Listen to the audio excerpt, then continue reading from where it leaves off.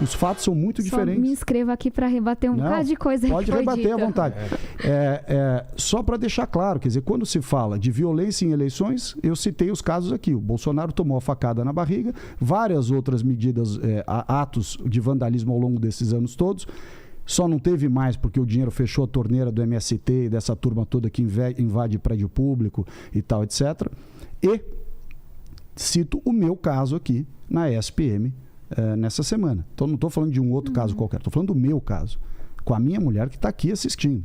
Então, não é assim, quer dizer, as coisas não têm essa narrativa toda.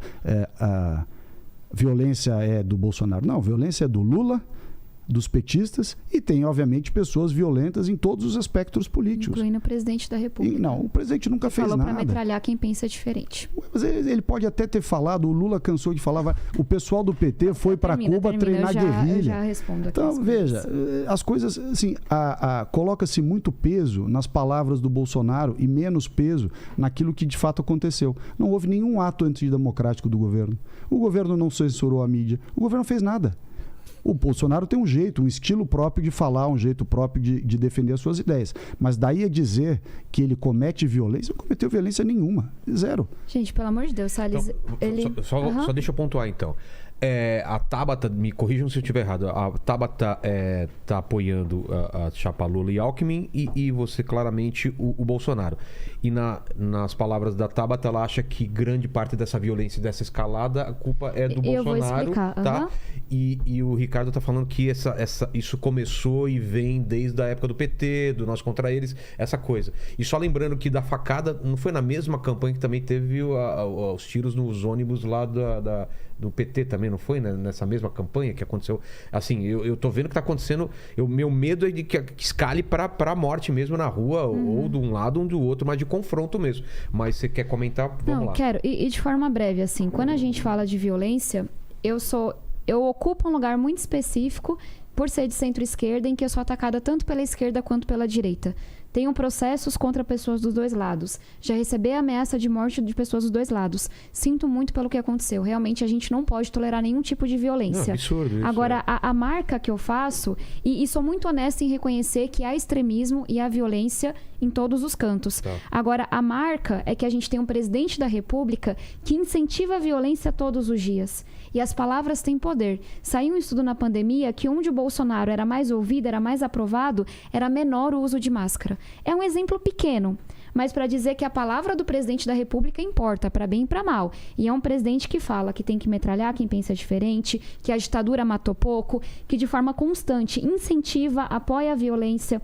E não dá para dizer que esse presidente da República é democrático. De novo, você interferir na Polícia Federal, trocar um diretor, porque está investigando o seu filho, isso não é democrático. Não, ele não trocou. E aí só você ouve igual eu te ouvi e a gente tem um bom debate. Mas isso não é verdade. Você instar a violência contra o superior tribunal que a gente tem, não só o eleitoral, mas também o STF, porque você não gosta da postura de um ministro, você ser tão violento como ele foi ontem, como ele é todos os dias contra jornalistas mulheres.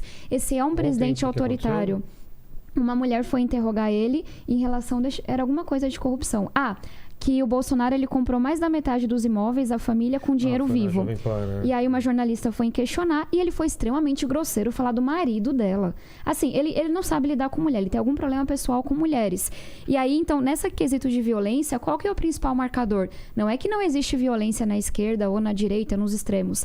É que tem um presidente da República que é violento no modus operandi, no jeito de ser, que incentiva a violência. E isso me dá muito receio. Especialmente com tanto de gente que está armada por causa dos decretos que foram sendo liberados. E depois acho que é até importante a gente falar sobre isso. Tá. E sem contar do ataque às urnas eletrônicas, né? O presidente da República todos os dias dá a entender que não vai respeitar o resultado, que não confia nas urnas, porque ele está com medo de perder as eleições. Então acho que esse é um ponto. Em relação à questão das mulheres... Tem um caso que me doeu muito, que foi há um projeto de várias deputadas da Câmara, eu sou uma das autoras, pela distribuição de absorventes. Falou bastante. O Bolsonaro vetou esse projeto, fez chacota, falou que era para eu pagar o projeto, ficou incentivando toda a militância dele para me atacar. A gente derrubou o veto. E agora eu acabei de fazer uma representação porque ele não está implementando a lei dos absorventes. Tem menina que perde aula 1 mês e meio por ano por não ter absorvente. Então, assim, eu tenho muitos exemplos. Tiraram um recurso de combate à violência contra a mulher. Essa circulação de armas todas, eu vi um estudo hoje que eu achei absurdo. A gente está diminuindo o número de feminicídios no Brasil, pouco a pouco. Agora, quando a gente olha para feminicídio, morte, algum ex-parceiro, algum homem matou uma mulher de uma relação próxima, aumentou o número de feminicídios em que se usou arma de fogo. Ou seja, tem um impacto nas mulheres também.